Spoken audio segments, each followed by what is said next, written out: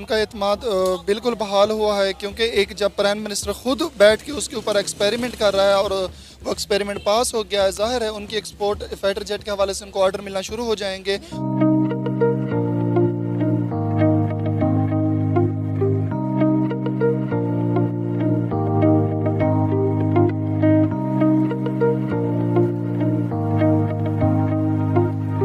तेजस fighter plane में पहली बार जो है वो उनके यानी इंडिया के प्राइम मिनिस्टर नरेंद्र मोदी जी ने इसमें ट्रैवल किया और यानी कि मोदी जी ने मतलब मजा ही आ गया होगा उनको, जितने जबरदस्त किस्म के जेट प्लेन में बैठे हैं। वो पूरा मेड इन इंडिया है और देखो कितने कितने हैंडसम लग रहे हैं। नंबर पर आया तेजस फाइटर प्लेन जो है, जी हाँ, ये आप लोग देख रहे हैं, बड़ा खूबसूरत सा है और यकीनन इसका रुख चाइना की तरफ होगा, हमारी तरफ ना भेज दिएगा।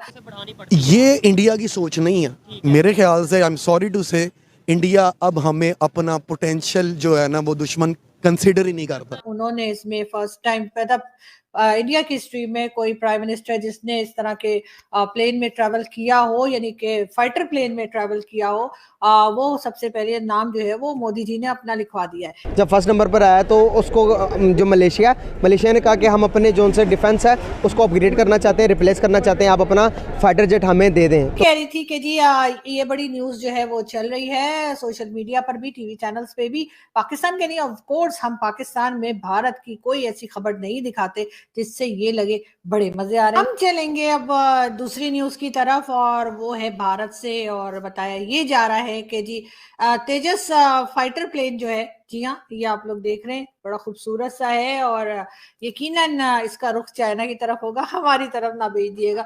जी हाँ, तो बात ये है कि जी तेजस फाइटर प्लेन में पहली बार जो है वो उनके यानी इंडिया के प्राइम मिनिस्टर नरेंद्र मोदी जी ने इसमें ट्रैवल किया और यानी कि मोदी जी ने मतलब मजा ही आ गया होगा उनको, जितने जबरदस्त किस्म के जेट प्लेन में बैठे हैं और फ्लाई किया है। ये देखिए, यार मोदी जी को फिल्मों में होना चाहिए था, नहीं? ओ मेरे अंगने में, खैर ऐसा भी हो सकता है। बहरहाल मैं ये कह रही थी कि जी ये बड़ी न्यूज जो है वो चल रही है सोशल मीडिया पर भी, टीवी चैनल्स पे भी। पाकिस्तान के नहीं, ऑफ कोर्स हम पाकिस्तान में भारत की कोई ऐसी खबर नहीं दिखाते जिससे ये लगे बड़े मजे आ रहे हैं लोगों के। हाँ, अगर कोई ऐसी बात हो कि जिससे हमें ये लगे कि कुछ नेगेटिव शेड्स आ सकते हैं तो वो हम जरूर दिखाते हैं। तो बिल्कुल इस वक्त ये न्यूज जी इंडियन टीवी पे और इंडियन सोशल मीडिया पे सब जगह पे वायरल है और इसमें जैसे कि मैंने आपसे कहा कि जो भारत के प्राइम मिनिस्टर हैं नरेंद्र मोदी जी, और जी हाँ, उन्होंने इसमें फर्स्ट टाइम इंडिया की हिस्ट्री में कोई प्राइम मिनिस्टर जिसने इस तरह के प्लेन में ट्रैवल किया हो, यानी कि फाइटर प्लेन में ट्रैवल किया हो, वो सबसे पहले नाम जो है वो मोदी जी ने अपना लिखवा दिया है। खैर, मोदी जी इस तरह की चीजें करते रहते हैं और आपको मालूम है कि कई बार हमने उनको डिफरेंट तरीके से अपने अपने कामों को अंजाम देते हुए देखा है। खैर, हम आगे बढ़े और हम आपको ये बता दें कि जी सेनेटर मुश्ताक अहमद, जी हाँ, हमारे यहाँ सेनेटर मुश्ताक अहमद साहब की एक जो उन्होंने सेनेट में बात की है, बड़ी वायरल है वो वीडियो, और उसमें उनका कहना ये है कि जो भी डोनेशन जाती है हमास के लोगों के लिए या फलस्तीन के लिए, वो सबसे पहले इजराइल जाती है, इजराइल में उसको चेक किया जाता है और उसके बाद वो डोनेशन जो है या वो सामान जो है जो कि फलस्तीन के लोगों के लिए होता है वो फलस्तीन तक पहुंचता है। ये बात कही है जी सेनेटर साहब ने, और कुछ ज्यादा खुश दिखाई नहीं देते वो इस बात को लेकर, लेकिन बहरहाल ये चीज हो रही है और अगर हो रही है तो मेरे ख्याल इतना परेशान होने की बात नहीं है।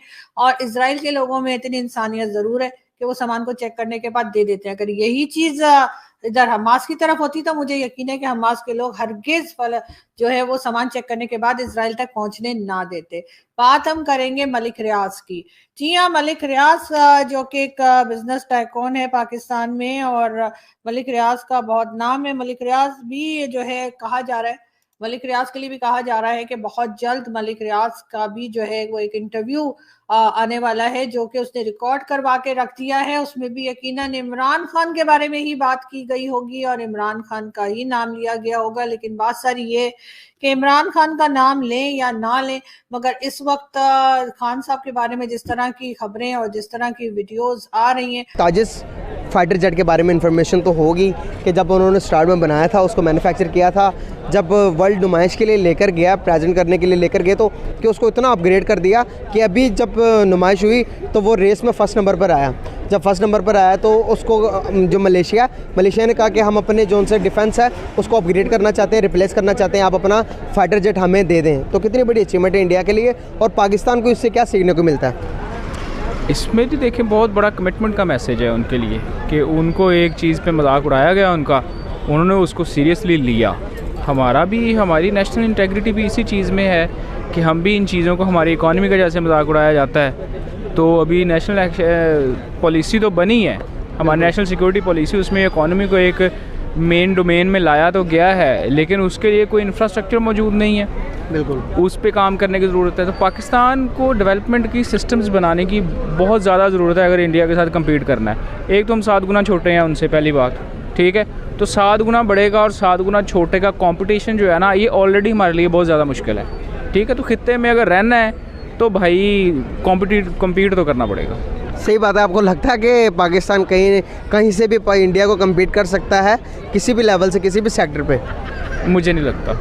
अगर हम आईटी की बात कर ले तो आईटी का क्या कहना चाहेंगे, आईटी के बारे में? प्यारे भाई, उनका गुड़गांव देखो जाके, आपके न्यूयॉर्क बना पड़ा है वो, ठीक है, और उनके आईटी सेक्टर की एक्सपोर्ट्स देखो, हमारी टोटल एक्सपोर्ट उनके सिर्फ आईटी सेक्टर के एक्सपोर्ट के बराबर भी नहीं है। हमारी टोटल एक्सपोर्ट उनके सिर्फ आईटी सेक्टर से कम है। 26 है हमारी एक्सपोर्ट, $26 बिलियन, ठीक है, उसमें से भी 50% से ज़्यादा जो है वो यूएस को जाती है और बाकी जो 40% के करीब इधर जाती है यूरोप को। तो वी आर कम्प्लीटली डिपेंडेंट। तो और $26 बिलियन क्या होते हैं भाई? बांग्लादेश की $51 बिलियन है, डबल है हमसे ऑलमोस्ट। दिल्ली की 1 ट्रिलियन हो गई है। तो ये चीज़ें मैटर करती हैं ना, और हम यहाँ इंटरनल पॉलिटिक्स में इस तरह, और हमारे यहाँ डेमोक्रेसी प्रिवेल नहीं कर पा रही। इलेक्शन ही आज तक क्या चीज़ें हैं जो, क्या इंडिया के पास प्लस पॉइंट है जो कि पाकिस्तान के पास नहीं है? इंडिया के पास सबसे बड़ा प्लस पॉइंट, एक तो डाइवर्सिटी बहुत ज़्यादा है, उनके पास अपॉर्चुनिटीज़ बहुत ज़्यादा है, रिसोर्सेज बहुत ज़्यादा हैं। उनका सबसे बड़ा रिसोर्स है उनकी पब्लिक। वालेकुम सलाम। आपका नाम? मोहम्मद राशिद। राशिद, क्या करते हैं आप? मैं सॉफ्टवेयर इंजीनियर हूँ, एज अ मशीन लर्निंग काम कर रहा हूँ। ज़बरदस्त। अच्छा, रिसेंटली सोशल मीडिया पर एक वीडियो बहुत ज़्यादा वायरल हो रही है जिसमें इंडिया के prime minister Narendra Modi made in India fighter jet में फ्लाई करते हुए दिखाई दे रहे हैं। पहला जो है इंडिया में एक ट्विन सीटर फाइटर जेट बनाया गया, जिसे आगे जो है एक पायलट और पीछे नरेंद्र मोदी साहब बैठकर उसको फ्लाई कर रहे हैं। क्या कहेंगे इस वीडियो को देखने के बाद आप?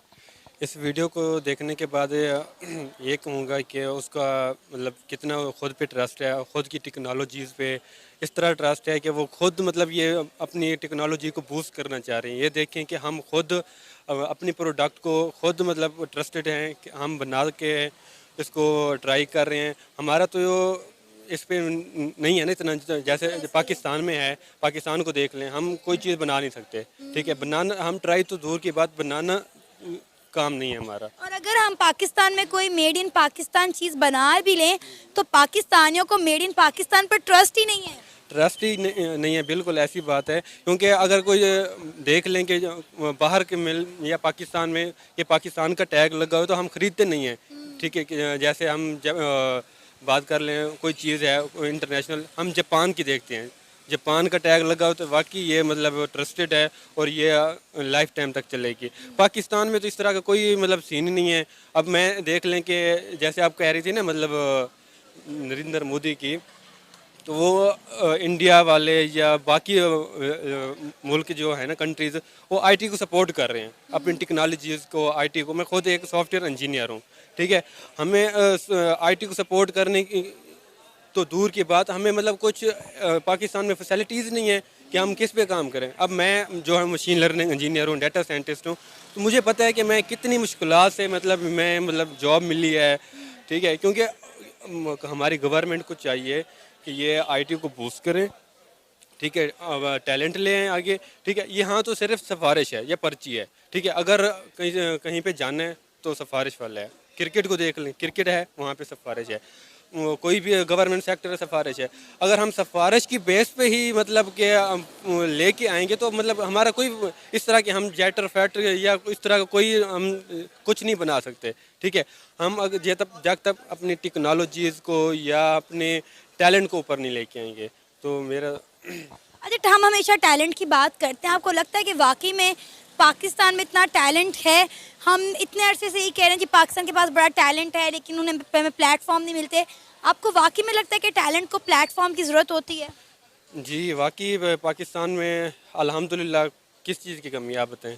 किसी चीज़ की कमी नहीं है। अल्लाह पाक ने हर चीज़ टैलेंट दिया है, हर एक चीज़। सर हमारे साथ मौजूद हैं, कुछ इशारे कर रहे हैं, आए आप। हाँ जी। क्या कह रहे हैं? अस्सलाम वालेकुम। पाकिस्तान में सारी यही कमियां हैं। पाकिस्तान फर्स्ट नंबर पे झूठ बोल रहा है, दूसरे नंबर पे मिलावट कर रहा है, तीसरे नंबर पे हिस्से बेच रहा है, चौथे नंबर पे घर का बेड़ा गर्क कर रहा है। ये पाकिस्तान 2 नंबर है।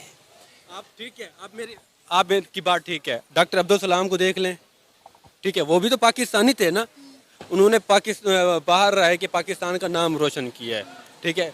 डॉक्टर आफिया सदीकी को देख लें, वो भी तो एक बच्ची थी, 8 साल की बच्ची ने, ठीक। मेरी बात की बात कर रहे हैं ना आप, इलामा इकबाल को देखे, आखिर पे वो रो के जा रहे हैं। वो कह रहे हैं अगर गजरो हो अंजम आसमां तेरा है कि मेरा, मुझे फिक्र जहाँ क्यों हो, ये जहाँ तेरा है कि मेरा, मोहम्मद भी तेरा, जबरील भी तेरा, मगर ये रफ़े शीरी तर्जमा तेरा है कि मेरा। तो उसे सुबह अज़ल इनकार की जुर्त हुई कैसे, मुझको मालूम ना था ये राज़दान तेरा है।